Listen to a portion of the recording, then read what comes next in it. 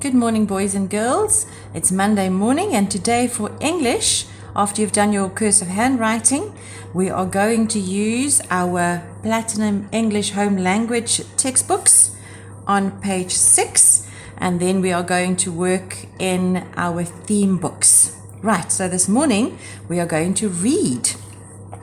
We are going to read an extract from a story about a boy who spent his childhood in Dwesa in the Eastern Cape.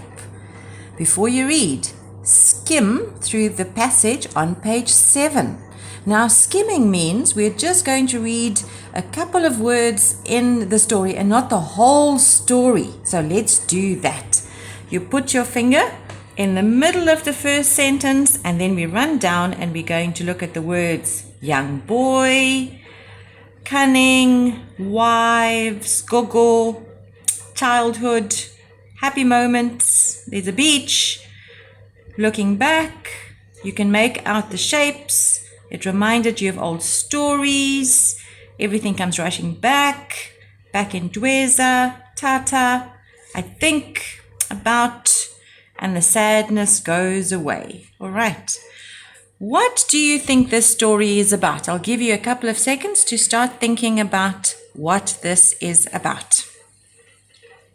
Then I want you to read the story on your own, but I will read it to you, and then you can maybe also just listen and follow with your eyes as I read it to you. Carefree days. When I was a young boy growing up in Dwesa, I listened to stories about cunning, talking animals and devious second wives. Now, when you look at the word list on page 7, it explains the word cunning. Cunning means clever, but in a sly way. Devious is using tricks or lies to get what you want. These stories were told to me by my gogo, who is now late. A gogo is a Xhosa word for grandmother. Now my childhood seems so far away. The trouble-free days, the happy moments collecting seashells on the beach, and of course, listening to those stories. Looking back is like looking through a fog. You can make out the shape of things, but you cannot see clearly. But then I am reminded of the old stories, and suddenly everything comes rushing back. Suddenly I'm back in Dwesa by the fireside, along with Dada Bobawa, Tata, and my gogo, of course. And as I sit, I think, how lucky I am to be listening to stories about how things were, and the sadness goes away and my heart is full again. Now, the translation for Dada Bobawa is Xhosa word for your father's sister, and Tata is a Xhosa word for grandfather. Right, so we've read the story now.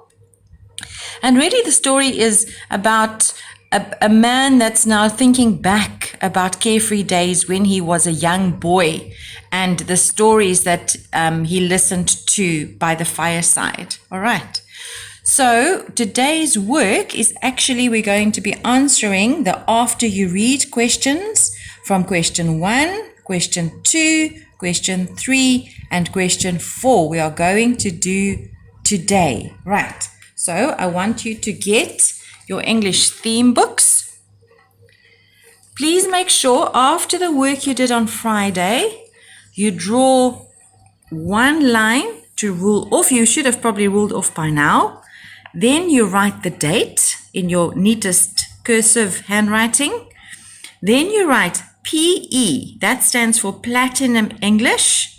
We write the title, Carefree Days, and that is on pages 6 to 7, and then you rule off again. Please skip one line and then you write number 1 in the margin, because we are going to write the answer to what is the main idea of the passage. I want that to be your own answer. If you need to read the passage again to find what the main idea is, that is what the story is about, you can answer the question in your books. Please remember to use a full sentence. The main idea of the passage is, and then you give me your answer in a full sentence. Please remember to skip a line after the first answer. Then you write number 2 in the margin. Question number 2 says, did the boy read the stories from books? Yes or no? And then I need you to explain, why do you think this is? Right, then you write your answer down, skip a line. Number 3 asks you to explain the meaning of the following expression. My gogo who is now late. What do you think that expression means? And at number 4, you write down the words that show that the boy's memories are not that clear. So you take a few words out of the passage that you think shows that the boy's memories are not that clear.